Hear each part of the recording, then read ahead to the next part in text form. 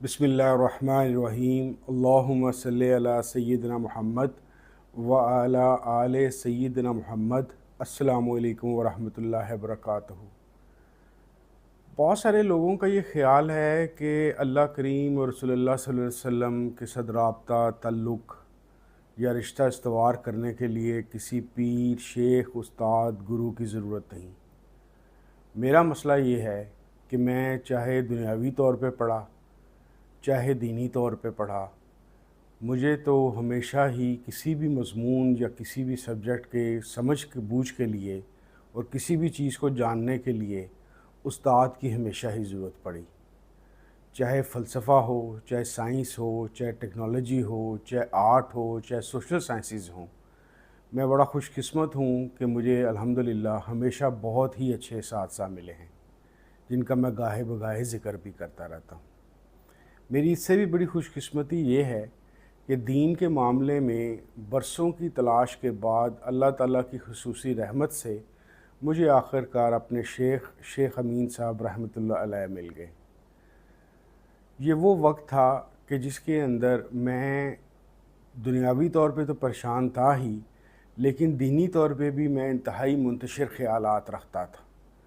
اس حد تک کہ مختلف کتابیں، تراجم، فلسفے اور مذہب کی کتابیں پڑھنے کے باوجود اور لوگوں سے ملنے کے باوجود مجھے یہی نہیں سمجھ آتی تھی کہ آخر یہ دین اور مذہب ہے کیا، اور اگر دین اور مذہب کوئی خاص چیز ہے بھی تو ایک عالم دوسرے فرقے کے عالم اور ایک دوسرے فرقے کا عالم تیسرے مسلک سے اختلاف کیوں کرتا ہے۔ ایک حدیث کو مضبوط کہنے والا دوسری بندہ اسی حدیث کو ضعیف یا کمزور ریفرنسز کے ساتھ کیوں بیان کرتا ہے۔ اسی وجہ سے مجھے یاد پڑتا ہے کہ محترم شیخ صاحب کے پاس جو میں نے ابتدائی سوالات کیے، ان ابتدائی سوالات میں سے ایک سوال یہ تھا کہ شیخ صاحب مجھے یہ بتائیں کہ دین ہے کیا، اور شیخ صاحب نے جواب دیا، دین اخلاق ہے۔ اگلے 20 سالوں کے اندر مجھے گاہے بغاہے اور آج کے دن تک بھی اسی ایک جملہ جو دین اخلاق ہے، مختلف صورت کے اندر اپنے ایکسپیرینسز اور مختلف طریقے سے مجھے اس کی تفاسیر اور چیزیں ملتی رہیں، لیکن اس کو جاننے کا جو شروع کا عمل تھا وہ نہ صرف کہ بہت پیچیدہ تھا لیکن ساتھ ہی ساتھ بہت دلچسپی تھا۔ کچھ ہوا یوں کہ جب مجھے یہ بات پتہ چل گئی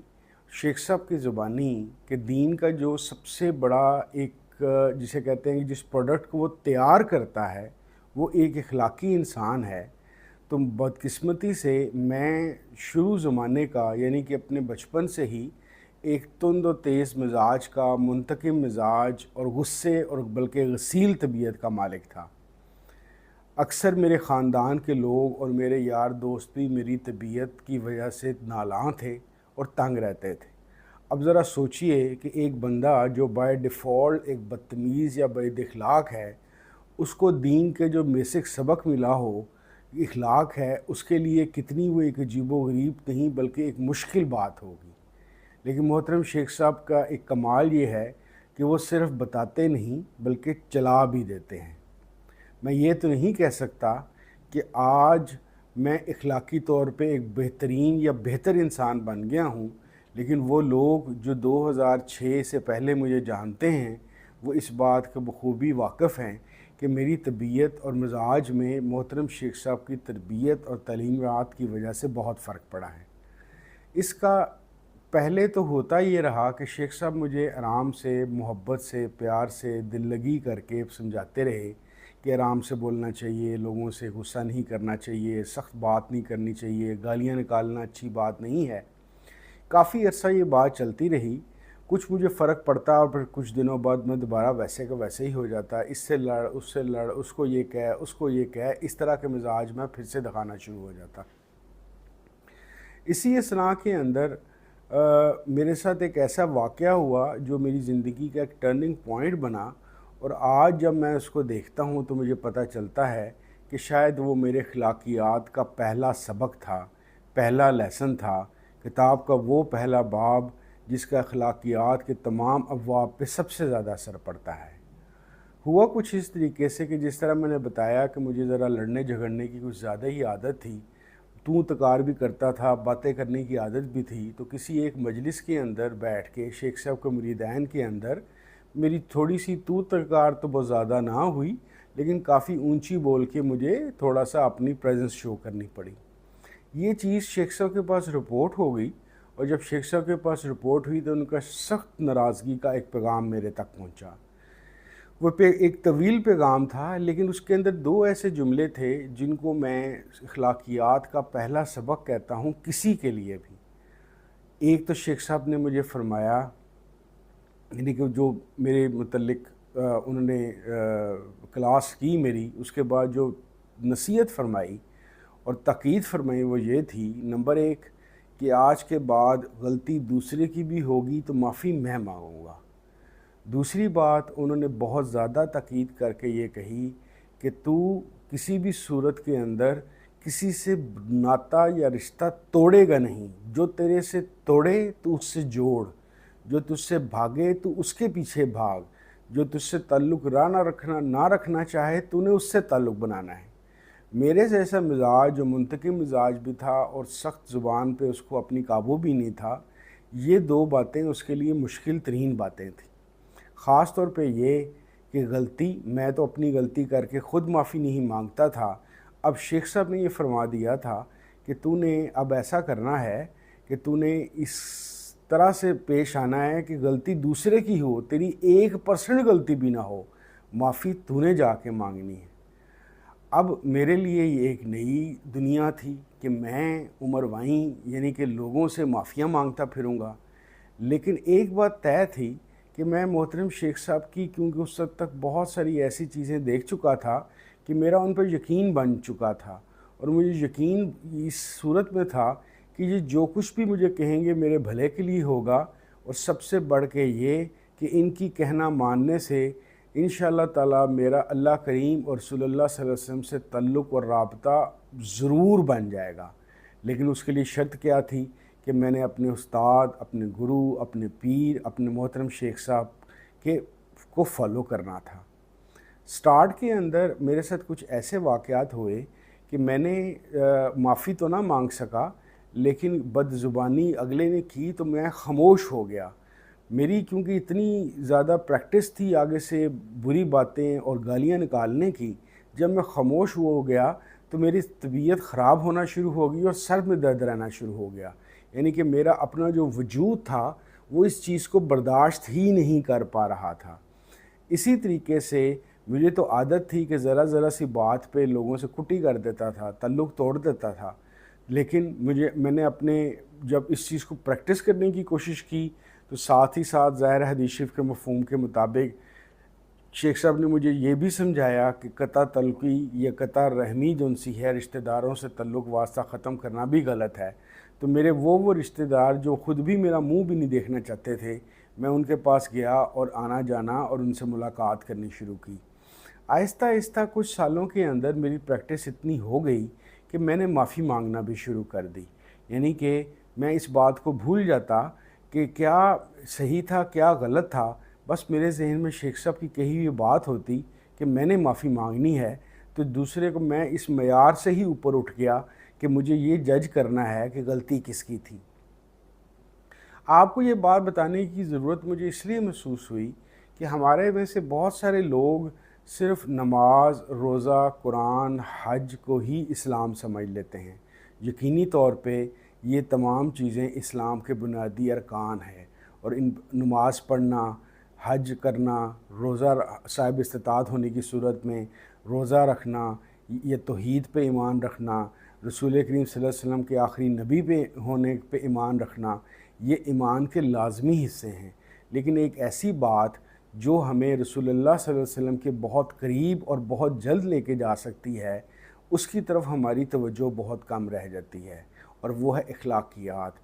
رسول اللہ صلی اللہ علیہ وسلم کے متعلق اللہ کریم نے فرمایا کہ ہم نے آپ کو اخلاقیات کے بلند ترین مقام پہ فائز کیا ہے۔ تو اس کا مطلب یہ ہوا کہ رسول اللہ صلی اللہ علیہ وسلم ہمارے لیے صرف اخلاق کی پیکر نہیں، بلکہ اخلاق کا وہ نمونہ ہیں جو ان کی امتی ہونے کی وجہ سے ہمیں اس کو فالو کرنا ہے۔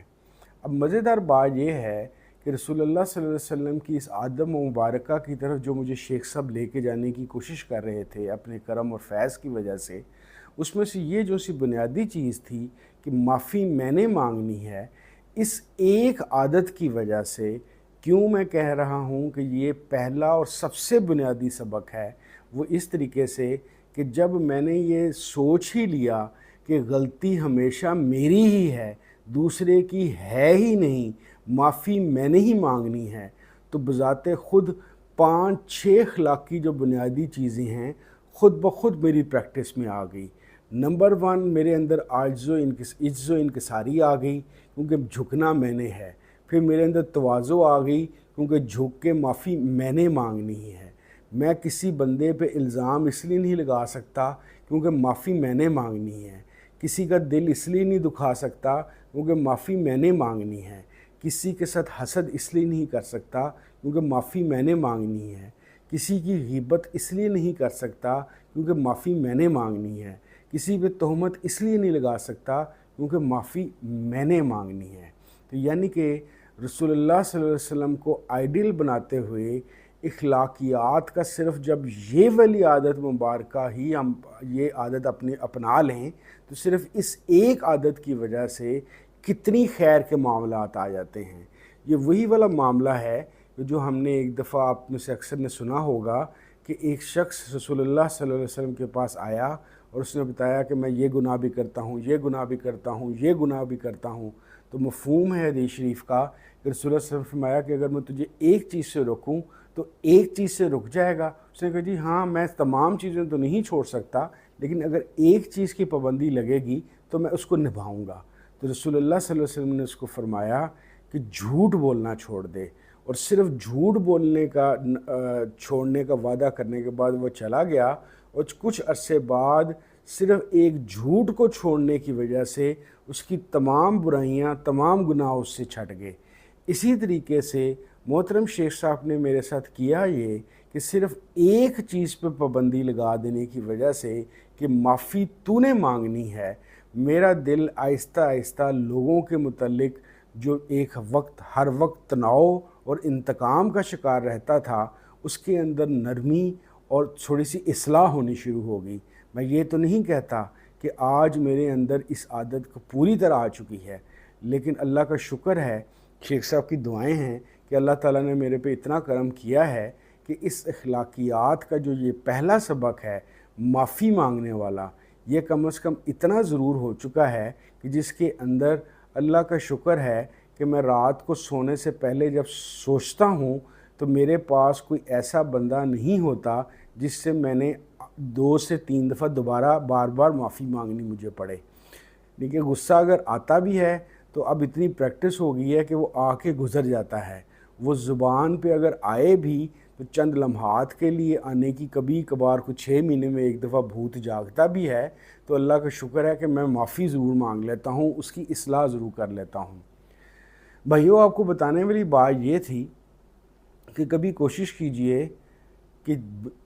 اسلام کے بنیادی ارکان پورے کرنے کے علاوہ، یعنی کہ نماز، روزہ، حج، زکوٰۃ وغیرہ کے علاوہ رسول اللہ صلی اللہ علیہ وسلم کی آپ حیات مبارک کو، اسوہ حسنہ کو کبھی اپنا آئیڈیل بھی بنا کے دیکھیں۔ اب یقین جانیے، مجھے کئی دفعہ ایسا لگتا ہے کہ یہ ایک سڑک سی ہے اور اس سڑک پہ کہیں پہ بورڈ لکھا ہوا ہے اخلاقیات، اور ساتھ نیچے ایرو کے نیچے یہ لکھا ہوا ہے کہ یہ راستہ بڑی تیزی سے رسول کریم صلی اللہ علیہ وسلم کی طرف آپ کو لے کے جاتا ہے۔ آپ بھی اس کی کوشش کر کے دیکھیے، معافی اور دل بڑا کر کے حسد اور غیبت اور جھگڑا اور الزامات سے جان چھڑا کے دیکھیے۔ اب یقین جانیے کہ یہ چیز آپ کے لیے بہت کارآمد ہوگی۔ اللہ جزا دے شیخ صاحب کو، اور میں تو انہی باتوں کی وجہ سے شیخ صاحب کا شکر گزار ہوں، اور اللہ تعالیٰ کا شکر گزار ہوں کہ اللہ کا شکر ہے کہ مجھے ایسے شیخ ملے جنہوں نے مجھے رسول اللہ صلی اللہ علیہ وسلم کی طرف جانے کا صحیح راستہ بتایا۔ بہت شکریہ۔ السلام علیکم ورحمۃ اللہ وبرکاتہ۔